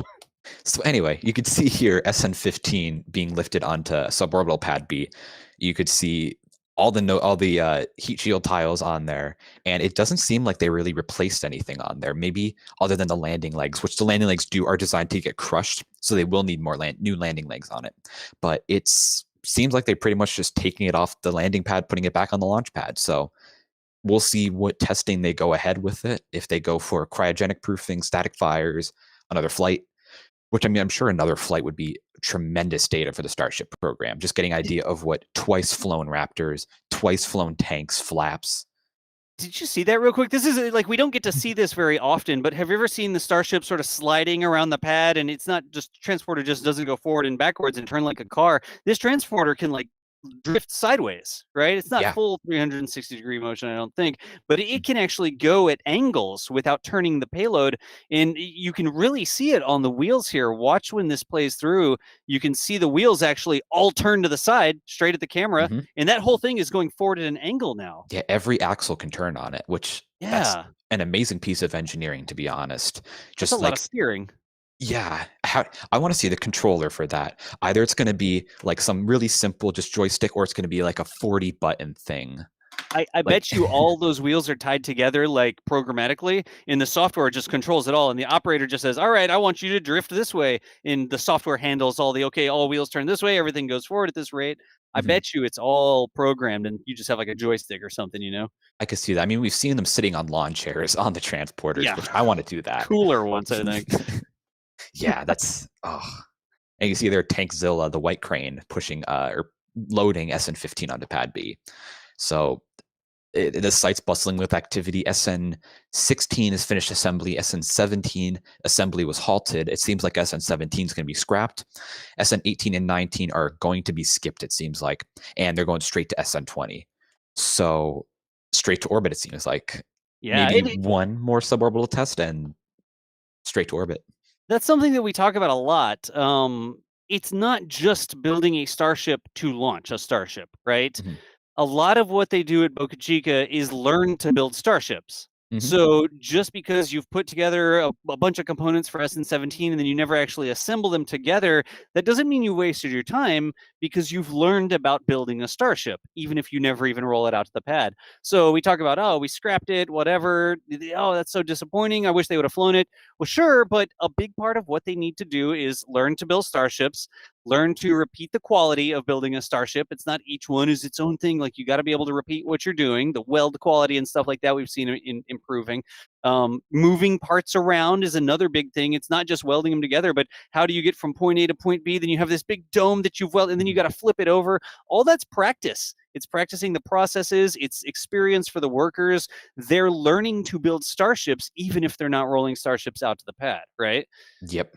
And they're building the factory to build the rocket down there. That's the main thing. They've got the Starship. It seems like with SN15, they have the Starship design pretty much nailed down.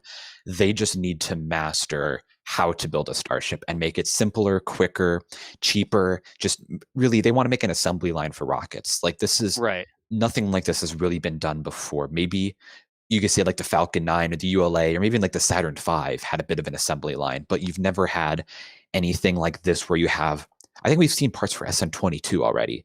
So you have really at least 3 vehicles plus 3 or so boosters and ground support equipment tanks. So maybe like 7 things overall being built inside this like relatively small area. Right. It's ridiculous. And it's not like the space shuttles, where the space shuttles were like each had their own design. They were each a little different on their own. They each had their little quirks. Like, I know Columbia had a different amount of tiles than Endeavour, and you have to have like special tiles for each of them, special parts. They're trying to make identical, simple, really a Tesla Model 3 of rockets. A cheap, general purpose, revolutionary product that's easy to manufacture. Gotcha. Let's see here. I'm going to see if I can grab some of the questions about Starship, because we did have a ton of questions about Starship, and we still have Starship stuff to talk about. But let me see about questions about SN15 and stuff like that, and then we're going to move on to that first orbital launch information and the Starbase sign we saw being installed today. Let's see here. Here's one from Musical Wolves saying, will future SN landings not take as long to bring back from the pad? Green silos can land. So we sort of saw SN15 sit around for a while. It wasn't like, okay, now it's secured right away, put the crane on it, move it, go, go, go. It sat there for a couple days before it moved at all, really. Do we think that was just a SpaceX saying, oh my gosh, it landed, now what do we do? Somebody figure this out real quick. It was probably a bit of that, and like just like looking over the vehicle, seeing like just an initial inspection of like, is this even worth reflying? Is it worth retesting? And if they found any issues, like maybe like a crack in the tank or like an engine that was missing a component or something, then maybe they wouldn't put it on the stand. It was probably a bit of like initial, like looking over the data, looking over the vehicle itself, and just seeing like, is it even worth retesting, as well as looking at how SN20 and SN16 are doing. Like, is it worth putting this back on the pad versus flying a new Starship or whatever? Yeah. So the other thing I noticed, the aft flaps seem to stay extended for a while. We saw the forward flaps get folded up into their stowed position, but the aft flaps stayed extended after landing for a while. They were working around the SPMT and all that sort of stuff. And I saw some speculation, was there some damage to them, or, oh, when it landed, it bent some hinges or something. But in this photo right here, you can see that the aft flaps have been stowed once more. So we saw them actually sort of lift it up and then put it on, I think, the pipe stands or something like that. And then we saw them work with the aft flaps, and then they lifted the whole thing up again and then got it over to the actual pad B, the big test stand B there. Mm-hmm. So who knows what exactly happened? I know SpaceX knows what happened with SN15. Are they going to refly it? What do y'all think? I hope so. That's all. You hope so? Gav? Starship? Yeah, concur. Yeah. I just want to see what happens. Yeah, just want to see what happens. No official word one way or the other. We saw a tweet from Elon saying they might refly it, sort of non-committal there from Elon, but I'm sure they'll look at it. I'm sure they'll make a decision as to whether or not they would be able to go again. It's a big thing for me. Like, it was fantastic that SN15 landed. That's great. Personally, I don't think they revolutionized anything with that one landing. I think we knew that they'd be able to get one landed. They need to land lots of starships over and over again, and they need to land the same starship over and over again. So I wasn't surprised that they got SN15 landed. We already saw them get so close with the SN10, SN15 stuck the landing. I wasn't surprised. I was glad. I'm like, yes, that's awesome. But they need to stick the landing. Like if they hadn't been able to do that, that'd be a huge deal. Realistically, they need to do it over and over and over again. And we're all, oh, Starship is so reusable. Starship is so revolutionary. It has the potential to be all those things, but until they can get a Starship and fly it and land it and then pull it over and fly it again and land it again and pull it over and fly it again and land it again, that's going to be the revolution, Yep. right? And I think a big thing too, which leads into another topic, is can it come back from orbit? Can it survive re-entry? Because you could see on there a nice black patch of heat shield tiles, but we've never seen any heat shield tiles on the nose cone. We've never seen any heat shield tiles on the flap hinges, and we've never seen any tiles on the leading edge of the flaps. The heat shield now seems to be their main. I would assume. I'll assume that the heat shield is their main point of concern now. Like we've seen Raptor engines work in flight. We've seen Raptor vacuums work on the test stand, so they likely would work during flight. Super Heavy is another story, but with Starship, the heat shield is obviously one of the most important parts of the vehicle. Because if your heat shield fails, nothing else needs to work because your mission is over. And it's so paramount to have the heat shield work properly. And that's why it's concerning, or not to say concerning, it's interesting to note that there's still issues with the heat shield tiles coming off during flight in these missions. Could it just be that they're mounted in single pods rather than having a whole sheet that would hold each other together? We'll have to wait and see with SN20, but SN20 is going to be a major milestone to see, can it survive getting to orbit? Can it survive coming through reentry and make it back to land after reentering? Let me grab a couple of more questions here about SN15, and then we'll bring up that FCC exhibit about that. Certainly, we're gonna end all of our time talking about the big news: Starship trying to make it all the way to orbit. We can argue about that. Once, if you don't go all the way around the planet, did you orbit the planet? I will talk about that. Let me get some more questions here. Thomas Anfang asked, okay, honest answer, who will get to orbit first, Vulcan or Starship? I think our previous guesses didn't consider that they don't need to perfect the system before trying to throw something into orbit the way Vulcan does. So that's a good point there. Vulcan is a full-on mission. Every system has to be ready to go. The first thing is going to send, is the first Vulcan mission aiming for the moon? Yeah. So not just, throw an empty Vulcan up there and technically make it half around and declare victory. Vulcan has to be completely ready. Whereas Starship, we've seen from the plans we're going to discuss in just a second here, it's like a bare bones, not quite all the way around Starship to orbit, right? And certainly experimental program, they're testing a lot of complicated things that haven't been done in this form factor before, right? Have we sent a reusable vehicle to orbit many times using heat shield tiles and landed it in a very specific location? Sure. We've done that. The space shuttle exists, right? Starship's a lot bigger. It's a whole different ball of wax, and it's not NASA proper. It's I'm going to say smaller company. I don't even know if that's the right way to say it now. It's SpaceX doing it. So maybe a more agile or a more rapidly iterating company is the right way to term that, right? It's going to be a big deal if they can get that thing all the way to orbit and bring it back down safe. Well, bring it back down in a safe manner, like a controlled manner on the spot that they intend. Right? Yeah. And that is an interesting question. I still don't know. I mean, is it really a full Starship that has some useful payload that goes all the way to orbit? Or is it Vulcan that goes all the way to orbit? I think you'll see Starship get to air quotes orbit first, but Vulcan will probably get to useful orbit with some useful payload first. I don't know. What do y'all think?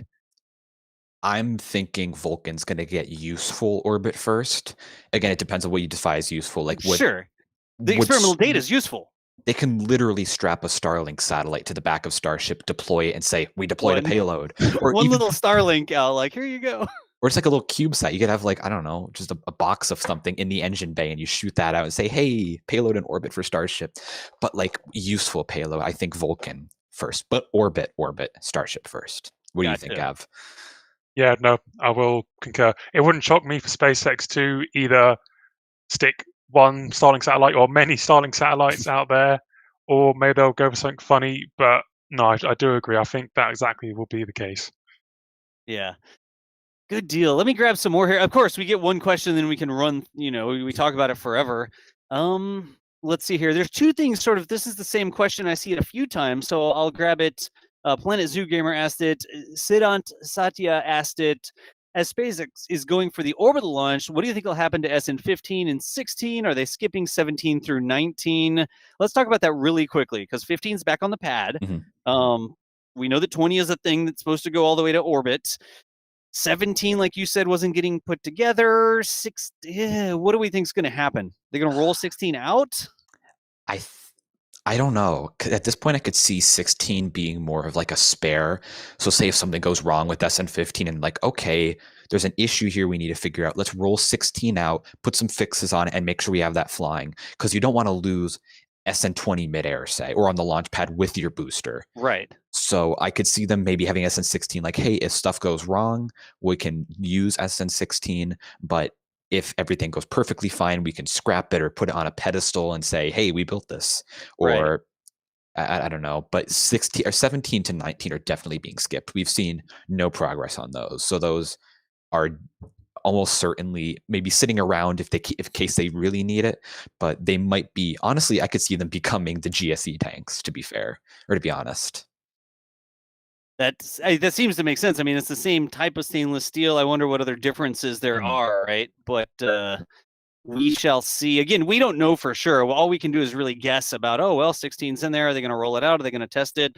SpaceX is doing all that math themselves and figuring out what they're going to do. So let's see here. A couple people asked that question. So if you were asking about what are they doing with the other starships, there's your question. Musical Wolf says the bar should be called the rudder. On top of the high bay? The rudder? Huh. Odd I don't get choice. that. I don't understand. The rudder. The rudder. Anyways, I like Starbar. Starbar's pretty cool. Maybe it has something to do with like rapid unplanned disassembly. The rudder. Oh, like capitalized that way. RUDR. Yeah, I don't know. Musical Wolves, I don't exactly understand, but Mr. Plesh is a new member. Thank you so much, Mr. Plesh, for continuing or supporting us there, choosing to support us. More questions like this. It's the same thing we just talked about. Zeppa saying 16 is built, 17 discarded. Next 16 will be 20. Kind of, because they go through the Starship numbering system, and it's like, this is 15. And then this is 16, and you see the parts start to get labeled before they're actually put together. And we'll see a ring that says, top ring for SN16. Then we'll see a nose cone, and somebody's taped a piece of paper to it that says SN17. And so they sort of start putting these things together, or they start labeling them and sort of earmarking them for a specific starship before the starship even exists. That's just how it works. You have to make the components before you assemble them into a starship. And so when we say, they're skipping starships, it's not like they build the entire starship and then say, okay, we hereby christen the number 17, and there's like a bottle of Doge or something that they crash on the back of it. That's not how it works. They name the pieces and they name the starships before they even lay the keel. I don't even know what the right terminology is there, right? But so not really skipping it.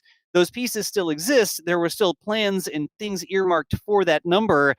It's just that they never really got put together, and they name them when they're still individual components. They don't name them only once it's a starship that's rolling down.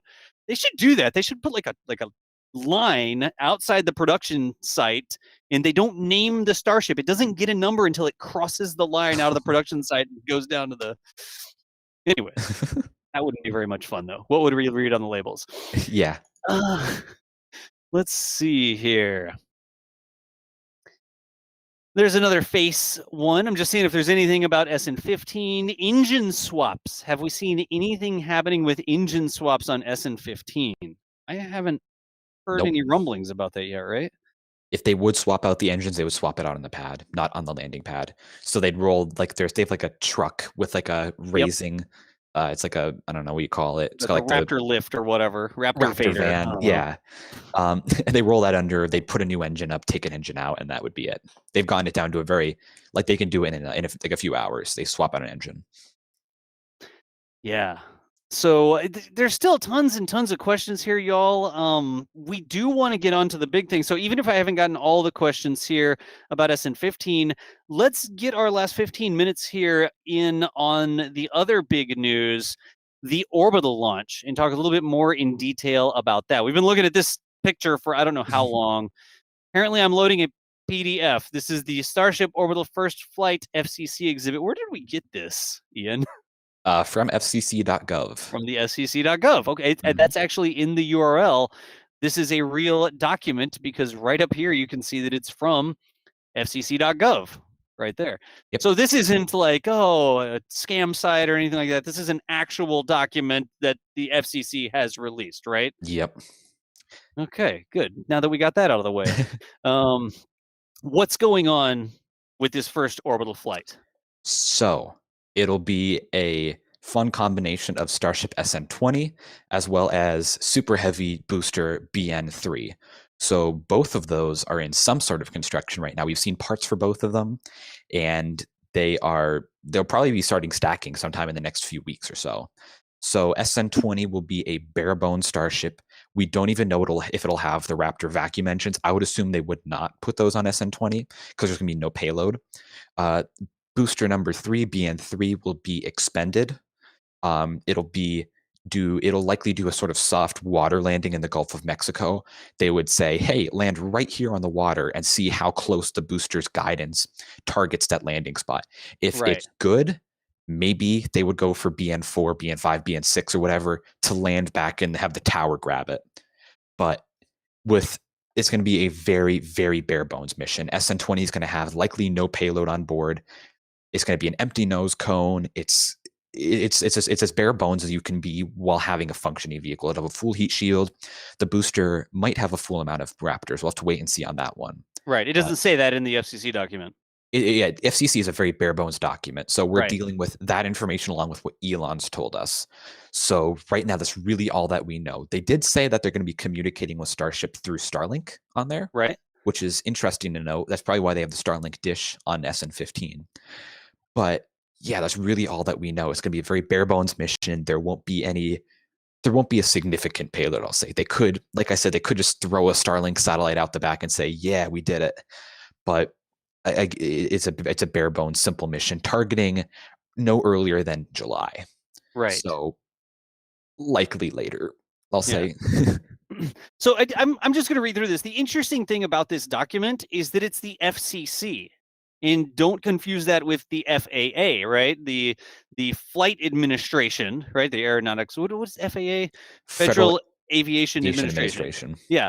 So this isn't the FAA. This is the FCC. We got this information when SpaceX was giving this background on how the Starship orbital flight will communicate in the communications frequencies and stuff like that. That's the domain of the Communications Commission, the FCC, not the FAA. So this is sort of light on exact this many Raptor engines in those sorts of things, and it's heavy on, well, the telemetry of the orbital stage will be 2287.5 megahertz with a little picture of a SpaceLink dish next to it there, right? So As I apparently need a better antenna on my camera.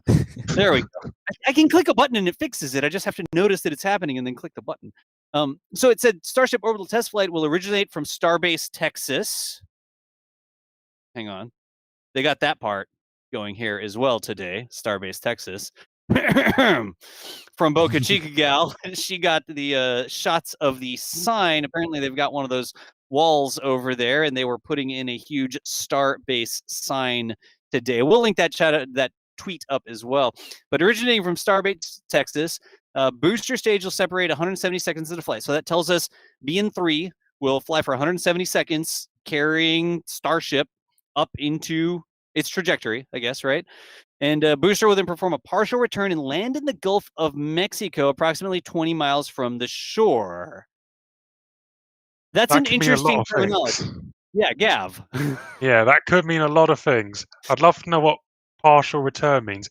And then they say, obviously, it's a document, don't dig too far into it, but it says land. Yeah. It's not suggesting a splashdown, controlled landing or something. It's just saying land, which is interesting. Right. Are they It going to doesn't even. try and? Yeah. Yeah. Go ahead. Are they going to try and splash it down into the water, or are they going to try and land it? Because obviously we know they've got the 2 Starship rigs, Phobos and Deimos. Yep. Phobos is currently being completely cleared, pretty much the entire deck area. If you've seen photos of it later, it's been completely cleared. It's currently scheduled to leave Port of Pascagoula, where it currently is, end of June. Like What was the? done or going somewhere else for more Well, work? I wouldn't say done. I assume going somewhere else for more work. Okay. Um, It's like from but the port website, or how do we yeah, know? that's from the slip schedule. That might change. That's where it's currently earmarked to be, but that has been there for months now. So Ah. it's speculation. But if they completely clear that landing area, could they try and use that? Don't dig too far into it, but it's just interesting what they say. Partial return and land. Yeah, because later on it says, orbital Starship continue on flying between the Florida Straits. So they're saying we're not overflying Disney World or anything like that. I didn't see any mention of where they're flying over Africa, but by then you'd be hopefully on such a trajectory that you wouldn't have a high probability of landing somewhere in Africa. And it'll achieve orbit until performing a powered targeted landing approximately 100 kilometers, 62 miles off the northwest coast of how do we pronounce this? Kauai? One of those Hawaiian islands, right? I think it's pronounced actually Kauai, like Thank you. Hawaii with a K. With a K, thanks. I didn't think that through before I read it out loud. But there it says soft ocean landing. Like specifically, they put in soft ocean landing. They say it's a targeted landing, it's powered, and they don't say anything like that for the booster. It just says the booster will perform a partial return. That's sort of like a boost back, so not continuing on the ballistic trajectory like the downrange drone ships catch, right? But sort of a DOS disappearing briefly, and it's sort of coming back towards land a little bit of a ways, but not going all the way back to land. But they don't say it's a targeted landing for the booster, and they don't say it's a soft ocean landing. They don't mention that. Just let's keep going on. What do you think? Are we Yeah. reading too much into it? Like we want to know, we want it to mean something, but it's just a document. It's one paragraph. Somebody I typed. think we are, but at the same time, the booster, you can see it does the boost back trajectory where it goes like out, flips up and Yep. around. So they're at least doing a boost back burn, which would suggest maybe they're trying to land it and get the telemetry back from the Boca Chica tracking antennas. I have no clue. But it doesn't give us enough. It's clearly there's the spot off the Gulf of Mexico. No land there, so they're calling hitting the water landing, right? We've talked about that before. This is the track going between the Florida Straits, so not flying over Disney World or whatever. And then this is something happens over there on the other side of the planet. Like, oh yeah, it's gonna fly over some other stuff. Is it gonna fly over Australia? Is it flying? It's got to go over Africa, right? I don't think it's flying over Australia, but I think it is flying over Africa. And Okay, I well, yeah, don't. that's right.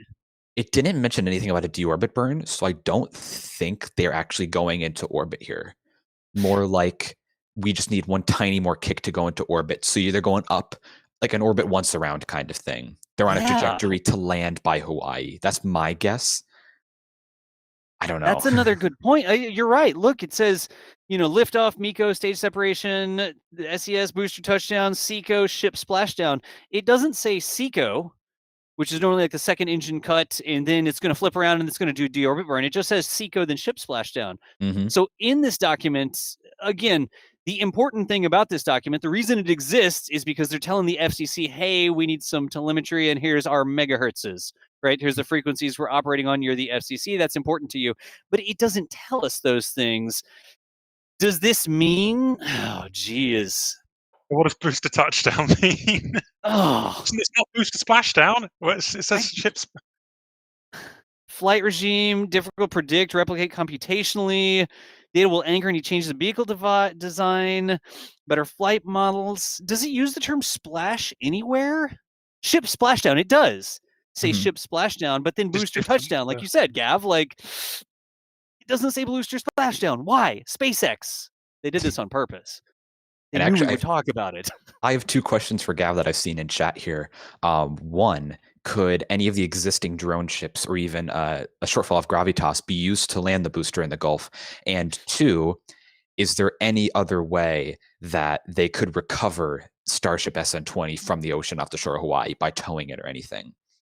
Okay, so first question for the drone ships. The drone ships are designed for Falcon 9.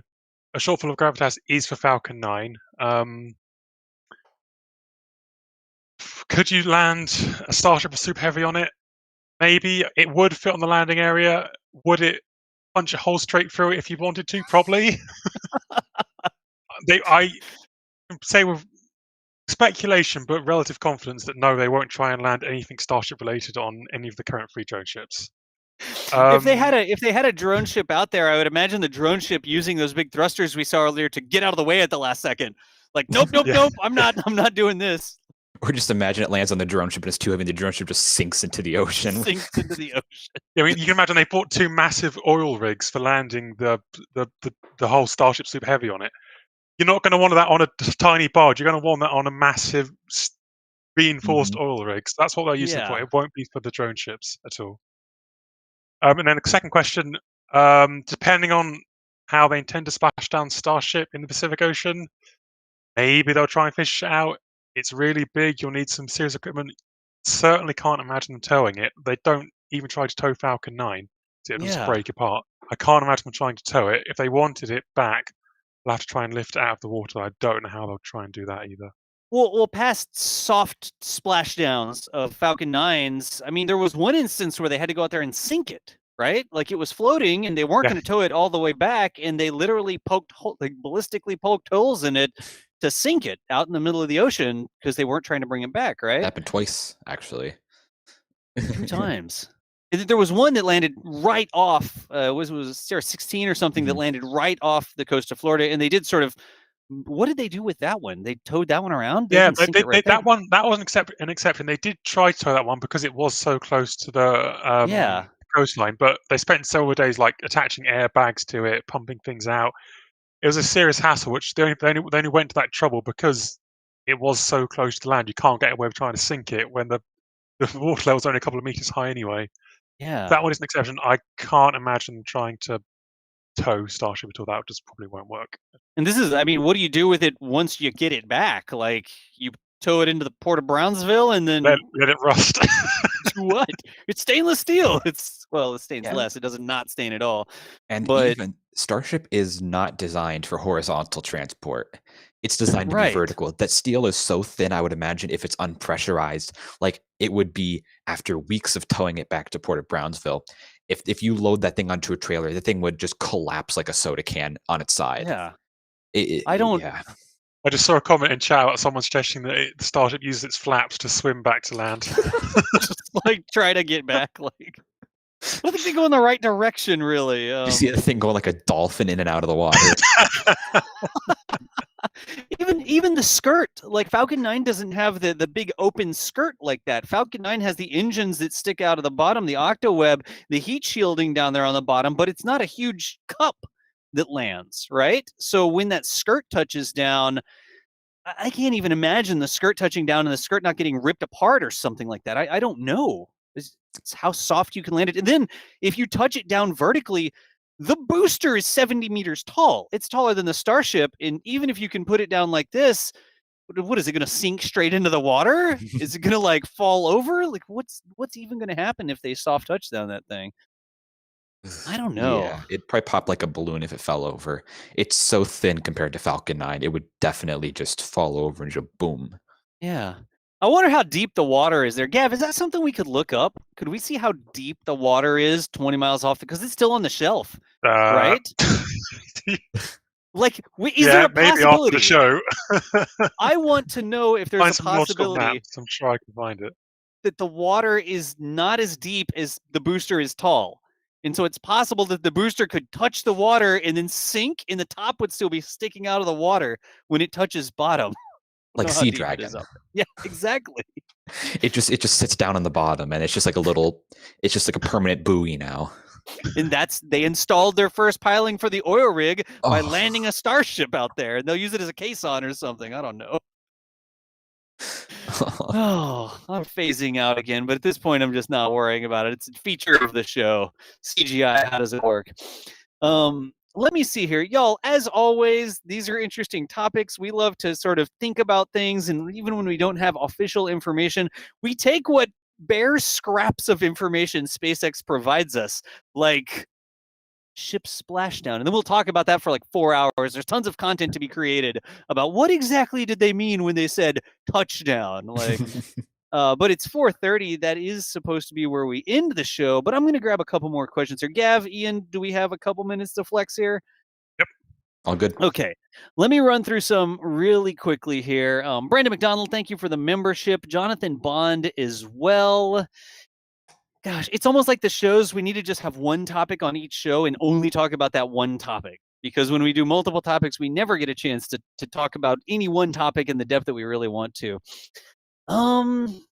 Here is Miroslav Duchinov, I guess, with some Euros saying Starship's absolutely possible from a physical perspective. It's what Space Shuttle was meant to be. Certainly have heard that on the live stream multiple times. That's something that our favorite Chris B likes to repeat, what Shuttle was meant to be.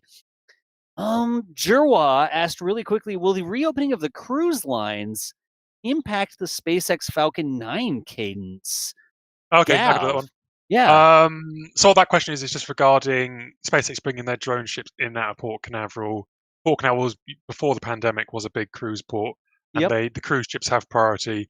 The answer is not really. A couple of hours. But SpaceX will have less flexibility in when they can bring their stuff in and out. But realistically, that's a couple of hours wait. It's not. It's a minor thing. Yeah. So And we've no, seen not those really. cruise ships come tearing in and out of the port already where they're resupplying or whatever, right? We see the cruise ships come in and out on Fleet Cam on occasion. They do pop in and out for like supplies and stuff like that. Yeah, but not like weekly cruises or anything where you have ships over at the cruise docks almost every day of the week Yeah, no, on a regular it's not basis. 5 cruise ships coming in and out every single day. Yeah. So they'll still have to work with the slotting, but they were doing that before, and we don't really see. I don't see the booster returns being. Oh no, we can't fly Falcon 9 because the booster has to wait for a cruise ship to come in or out. They'll still have a slot to come in and out, right? Yeah, always. Yeah. All right. Good question. Not something we think about a lot, but what a problem to have, right? Let's see here. Gabriel Wolf, fan of The Martian, it looks like. How will Starship land on Mars with high winds and storms? The interesting thing about Mars is that there's almost no atmosphere there. It has very low atmospheric density.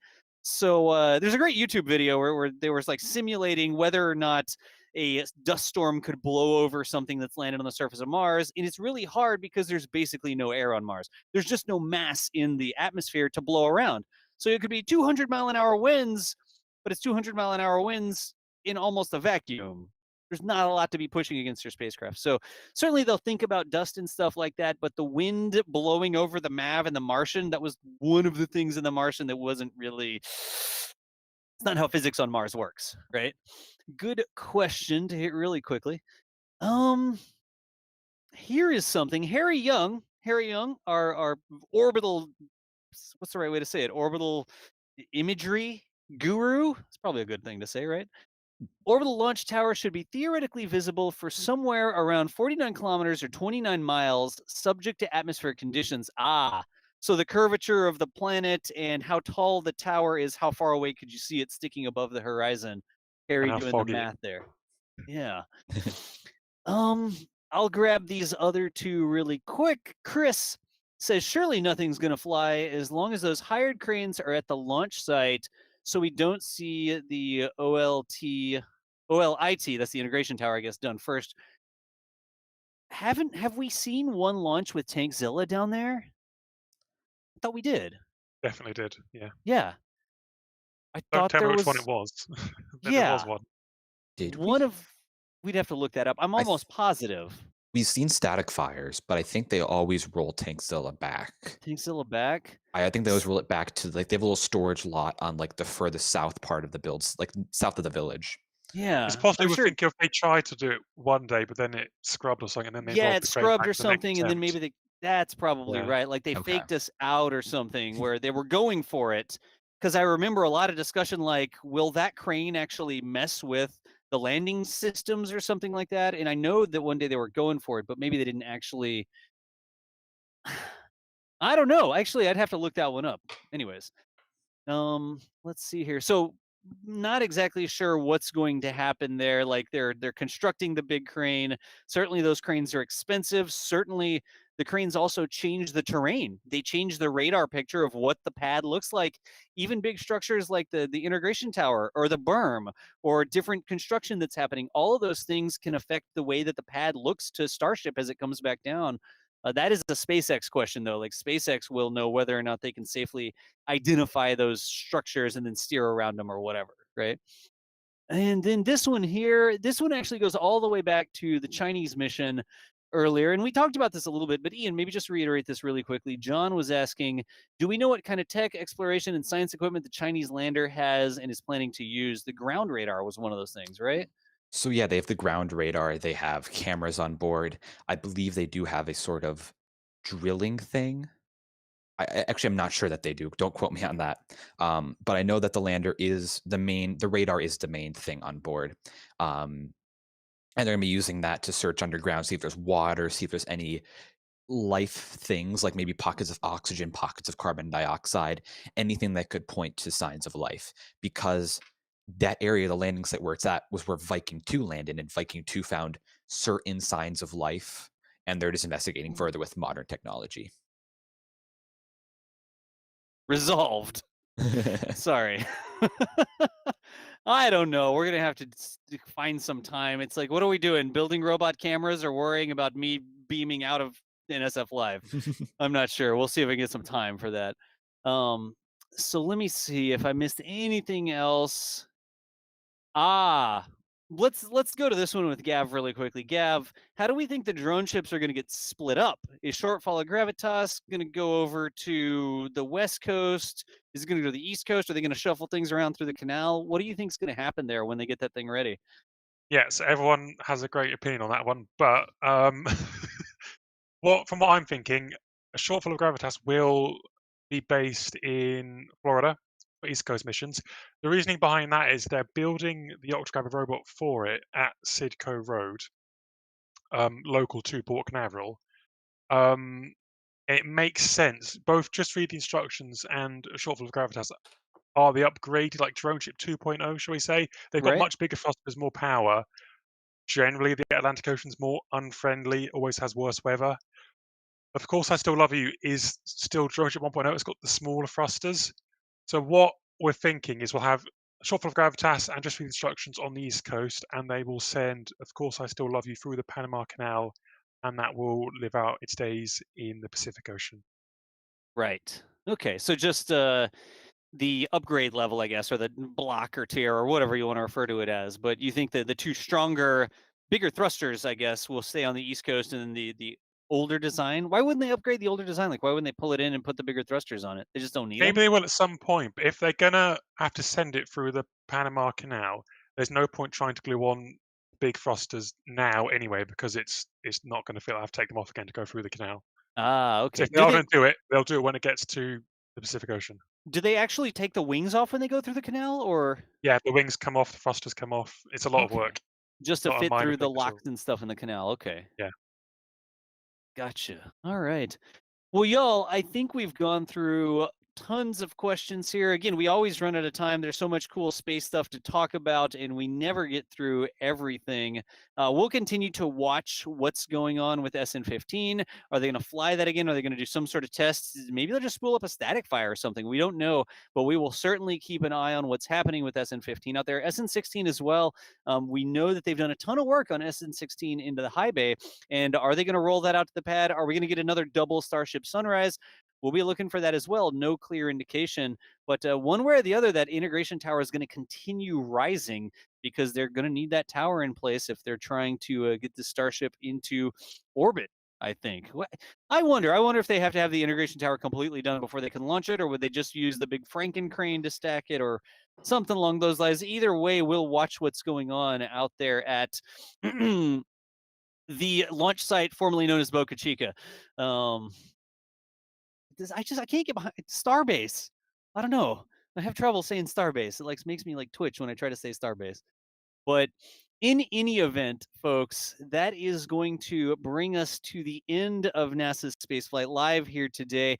We're not going to be completely out of live streams. Later this evening, we've got another stream coming up. There's supposed to be a Starlink launch. And so in a separate live stream, we will be covering that live from Cape Canaveral, a Starlink launch, sending some, Starlink satellites and 2 ride shares this evening, a little bit of a different launch this evening. But keep on the lookout for that coming up here later on the same channel. Make sure you sub if you haven't done yet. Hey, today, folks here talking with me, Gav, thank you so much for joining us today. Brilliant to be here. It was great fun. I feel like I'm going to need to do like an entire show that's just about things that float and just let you talk. Well, you hopped onto the return stream the other day. We just spooled up some commentary on the booster return stream when it came through. So any way you slice it, thanks for everything you do, chasing the fleet and keeping people informed with what's going on with the SpaceX ship operations. Yep. Gonna keep drinking that coffee and we'll keep going. Good deal. You can find Gavin on the interwebs. He is SpaceX Fleet. It's just straight up spacexfleet.com, and your Twitter is SpaceX Fleet, isn't it? Yep, all on brand.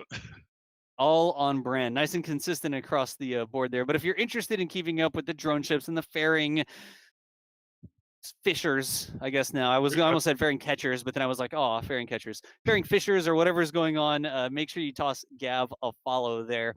And then also Ian on this side here. Ian, thank you for joining us today. You're welcome. Thanks for having me. All right, folks, you can find Ian at, you still Ian the Pineapple on Twitter? At Ian Pineapple. At Ian Pineapple. Okay, it was something like that. I knew. At Ian Pineapple over on Twitter. Ian, thank you for joining, and thanks for getting all the links that we put together for the show there. We do have like an entire list of all the things we're going to talk about during the show, and Ian was putting that together here for the show today. So thanks for putting that together, Ian. I sure don't have anything to do with it. That's for sure.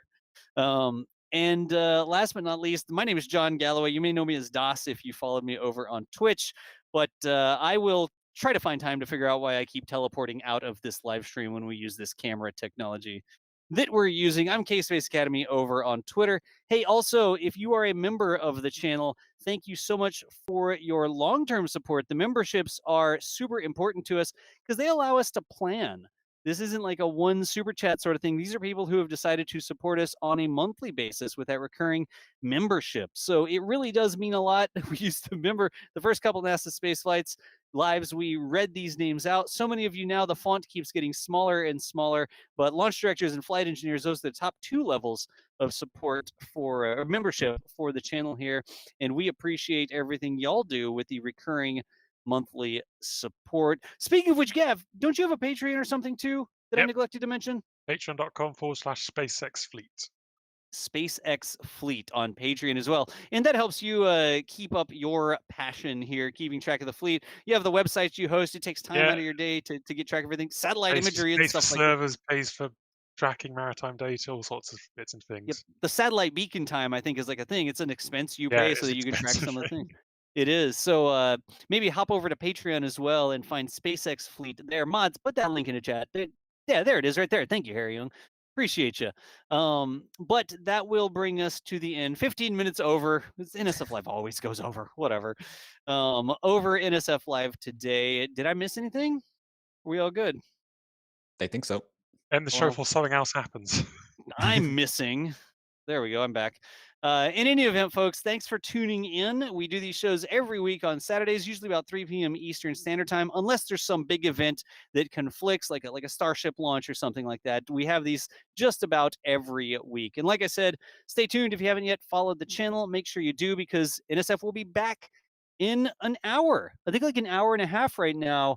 We're supposed to be going up at 6:15 Eastern Time, so about an hour and a half. I think that launch might have moved around a little bit, but we'll see. But we'll be right back here doing another live broadcast, live from Cape Canaveral for the launch this evening. But that is going to be the end of NASA Spaceflight Live. Thanks again, everybody, for joining us, and we will see you nerds next time. It's like oddly wave or something like that. I could just sit here until I teleport. We'll see you nerds later.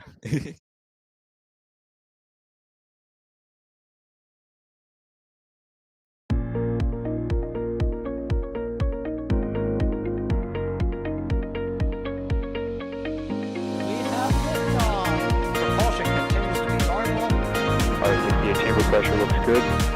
Following up.